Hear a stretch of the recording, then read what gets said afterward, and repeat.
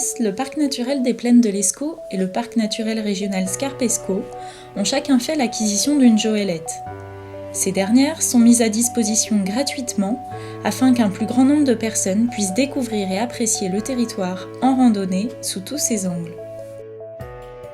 L'objectif, c'est vraiment de permettre à toutes les personnes de découvrir le parc naturel, ses sites naturels, ses chemins de randonnée. Donc oui, de préférence, on la prête aux personnes qui visitent le territoire en fait, et aux personnes du territoire. Et également, si les personnes le souhaitent, on peut les former, leur expliquer comment utiliser la joëlette avant qu'ils puissent l'emprunter, avant qu'ils viennent l'emprunter. Voilà, et après il suffit de signer la convention de prêt et puis c'est parti. À partir du moment où on maîtrise un petit peu la joëlette, je pense que tous les sites et tous les chemins de promenade sont accessibles à la joëlette. Le tout, c'est pas non plus de s'aventurer sur 20 km de promenade si on n'est pas habitué, si on n'a pas la condition physique. Mais sinon, tous les chemins et sites du parc naturel sont accessibles en joëlette. Arnold Jacobs est éducateur spécialisé, accompagnateur en montagne et en randonnée. Il s'est spécialisé dans la joëlette depuis une dizaine d'années. Une joëlette, c'est en fait un monoroue, en fait, joëlette, parce que ça a été créé par Joël Claudel, qui est un Français en fait, qui avait dans sa famille une personne handicapée et qui a mis ça au point pour justement permettre de faire de la randonnée avec cette personne-là. Donc c'est un monoroue, ce qui est relativement pratique pour aller sur tout le chemin, quoi. Ici forcément étant en station arrêt, donc il y a les 3 béquilles et c'est relativement facile parce que bon, on la met en équilibre et on est parti. Une personne qui se met devant avec un harnais qui en fait qui sert un peu de moteur parce que c'est elle qui tire réellement la joëlette, et une personne en fait qui se trouve derrière qui sert en fait à l'équilibre en général de la joëlette. Donc souvent je trouve que c'est mieux d'avoir la personne qui est la plus expérimentée derrière, parce que c'est aussi la personne qui se trouve derrière qui récupère en général le déséquilibre qui peut se créer en randonnant ou en marchant, ainsi de suite. Et tout compte fait, il y a très peu de force, je veux dire, puisque une fois que la personne est dessus, tout se fait sur la roue, au niveau de la roue, et l'équilibre, ça va vraiment tout seul.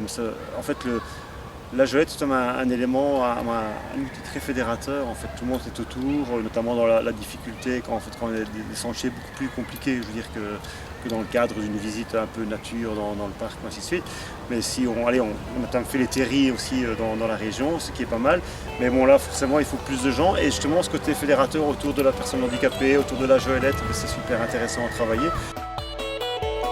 La famille d'Estrebec habite sur le territoire du parc naturel et a récemment découvert les plaisirs de la joëlette.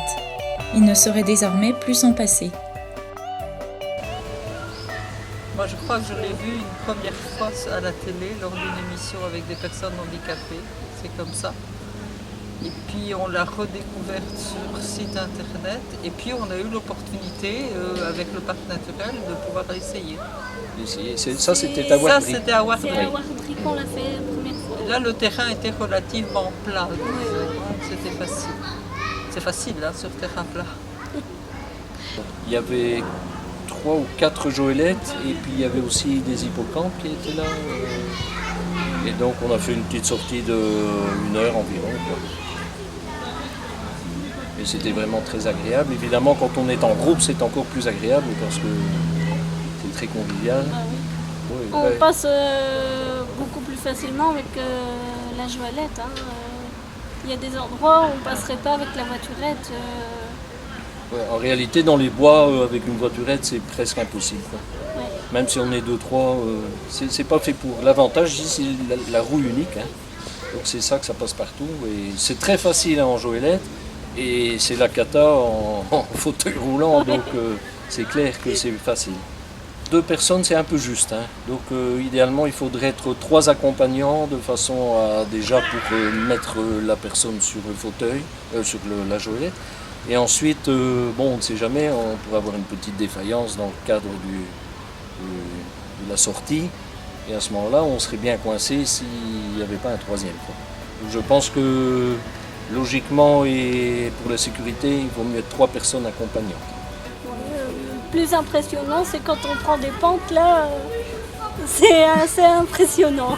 Il faut faire confiance, oui. C'est ça. Et alors je crois que ce qui est important, c'est que les accompagnateurs doivent à un certain moment aller tester sur le siège pour se rendre compte des sensations qu'on a et qu'il ne faut pas faire n'importe quel mouvement non plus, sinon la personne peut être mal à l'aise. Ça c'est clair, il faut faire attention. Il ne faut pas faire du cow-boy quand même.